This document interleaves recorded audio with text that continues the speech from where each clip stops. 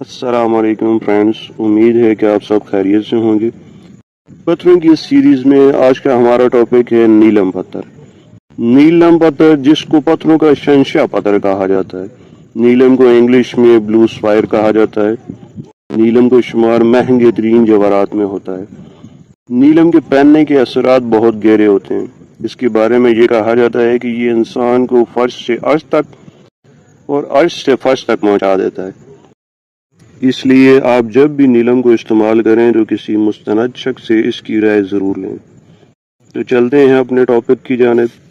نیلم پتھر حکمت و دانائی کی علامت مانا جاتا ہے۔ اس کے بہت فوائد ہیں، لیکن محنت و مشقت کرنا بھی شرط ہے۔ نیلم کے پہننے سے کم ہمت آدمی اپنے اندر حوصلہ اور دلیری محسوس کرتا ہے۔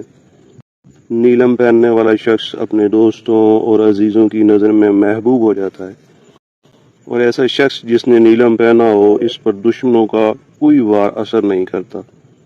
نیلم پتھر کو خوشبختی کی علامت مانا جاتا ہے۔ اگر یہ پتھر اپنے پہننے والے کو راس آ جائے تو اپنے پہننے والے کو فقیر سے بادشاہ بنا دیتا ہے۔ نیلم پتھر پہننے والا جادو اور تعویذات کے اثرات سے محفوظ رہتا ہے۔